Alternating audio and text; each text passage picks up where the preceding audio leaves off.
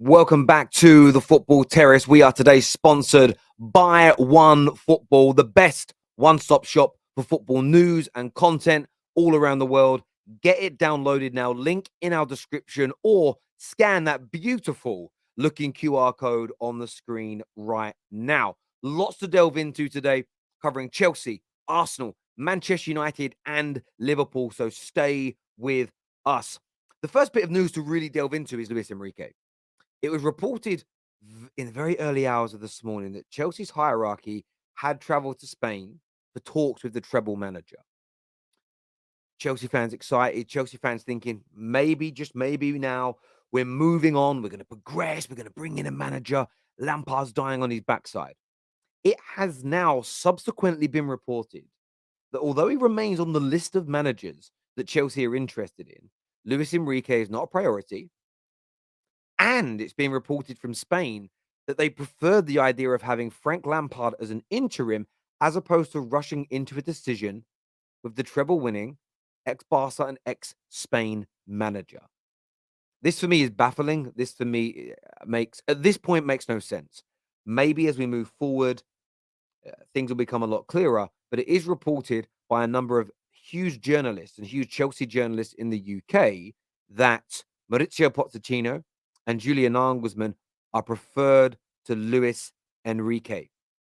What does this say to you? What does this say to you as a Chelsea fan? Is there a plan? Is it about a long-term project manager that they're looking for? Or is this a case of going for younger, easier to control managers who are less demanding? I need to know. I need to know what your thoughts and feelings are. For me, Luis Enrique is the best available and attainable manager in the world for Chelsea Football Club. They're not going for him as it stands right now. He's not the priority, even though they've interviewed him, even though that he's flown to London, and it now appears that they traveled out to Spain. He has been told that you are not our priority. Chelsea fans, how do you feel about that? Up next, Mason Mount. Mason Mount is a priority target for Liverpool. Now, a lot of people are not shocked by this. We've seen this news regularly in recent weeks. But according to not Dean Jones, Ben Jacobs, one of our very own on the Football Terrace, and he says, and I quote, and I want to make sure I read this and get it correct. I don't want to misrepresent anybody here, but that Chelsea Football Club will try again. However, they are no closer to a new deal. The summer is fast approaching, and there is a strong feeling that not only is he Liverpool's priority, that the player wants to join, and Liverpool have already. This isn't from Ben, by the way. Ben has said the first part. The second part from other journalists is that maybe, just maybe, personal terms have already been agreed. Now, Grizz Khan told me that. I've seen a few other kind of aggregator accounts and some, kind of moot that point. Mason Mount to Chelsea. Sorry, Mason Mount from Chelsea to Liverpool. Who does that suit? Who does that suit? And who wants that deal to happen? I want to know now. I need to know now in the comment section from each and every single one of you. Do you know what's crazy? I think it's good for both. I think Mount is exactly what Liverpool need. Workhorses in that midfield. Don't necessarily have to be the best technically. I think it works for Chelsea as well. He's demanding about £250,000 a week to stay. Chelsea shouldn't be paying him that because he's not of that level. They can move on to somebody else.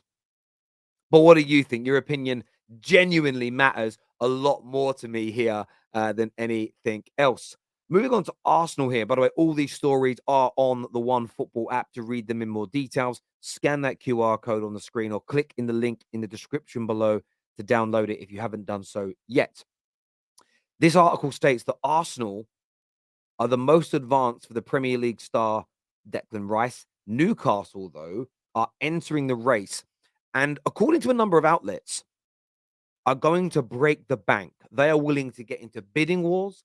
They are willing to offer wages that dwarf other people. Newcastle United very much want to make a splash this summer, especially if they make Champions League football. Now, we know Arsenal have agreed personal terms. We know they're the most advanced. We know they're the team who has done the most groundwork. But this is the element where they need to be careful. This is where Arsenal need to get this deal in my opinion, done, signed, sealed, and delivered, completed very early in the window. The longer it remains incomplete, the longer it drags on, the more likely I think a Newcastle, a Man United, a Chelsea could potentially sweep him.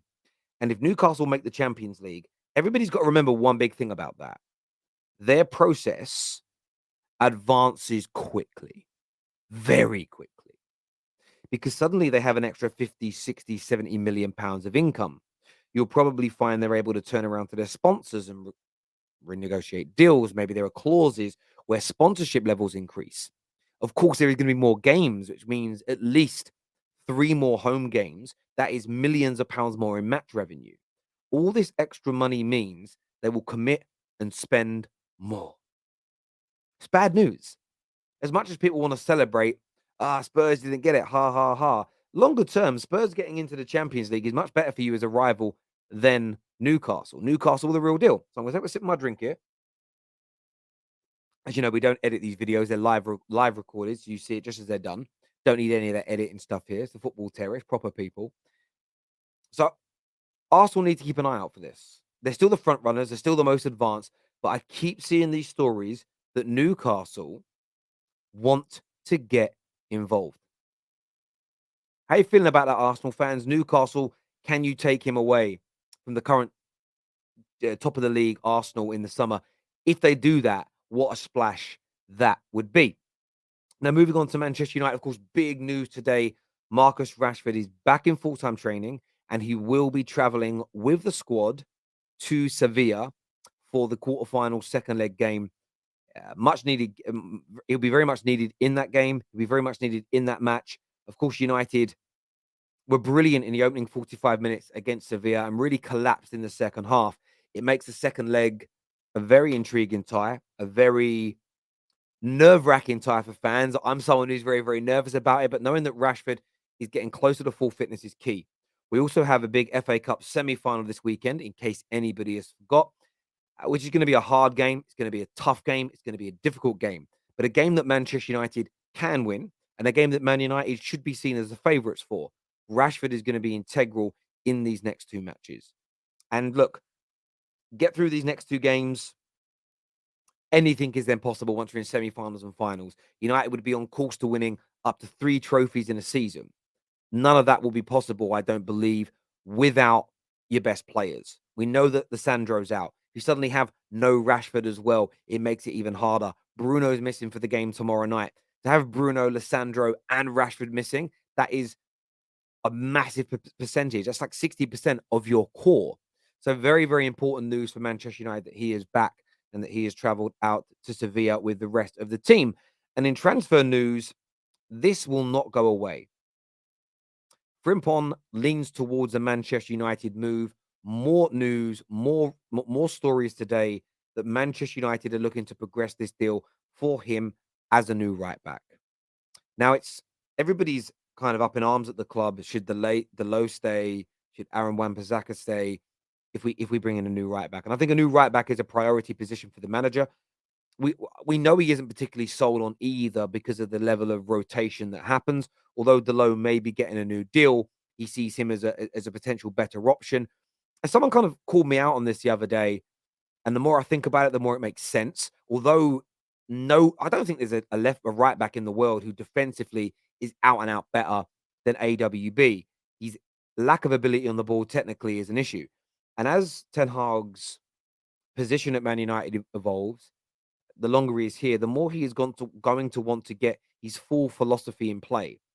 We've been brilliant on the transition this year, and we've dominated the ball against lesser teams. But over the course of time, he wants to play at home against Liverpool, against Arsenal, against Manchester City, and try and dominate that ball, be the aggressor. And improving the quality of ballers that we have is key. Now, I'm not someone that knows a great deal about Frimpong. I don't really like it when professionals, media outlets pretend they've watched players regularly. They might just report online and kind of plagiarize it. I'm gonna be very honest. That's what I've done. What I've read about this kid is there's a lot of potential here. There's a lot of technical ability, and there is a thought that he can not only go on the outside and be creative when he needs to, but can also play on the inside in an inverted nature And if you actually watch Man United's fullbacks, yes, we play inverted at times, but we do both over the course of the game. There's a lot of fluidity in that position at Manchester United, and Ten Hag sees Frimpong as the guy. Now, the media reporting from the Netherlands that he is leaning towards a move to Manchester United, and the manager wants him. I'm at least relaxed enough to say, okay, well, I'll give it a chance. So far, Ten Hag hasn't really let us down with these key signings that he's brought into the football club. Even the ones that he didn't necessarily want as his first choices have still come in and done a job to a certain degree. So we'll see how this one plays out in the coming weeks and months as the transfer window arises. But remember, our leading story today, Luis Enrique is no longer the priority for Chelsea after they visited him in Spain recently. Mason Mount is seen as a priority for Liverpool, and Declan Rice is most advanced with Arsenal, but Newcastle will look with an ambitious swoop to enter that race. Do me a big favor and hit the like button. Make sure you're subscribing to the Football Terrace. Take care. Goodbye. God bless. And I'll see you all again soon. Thank you.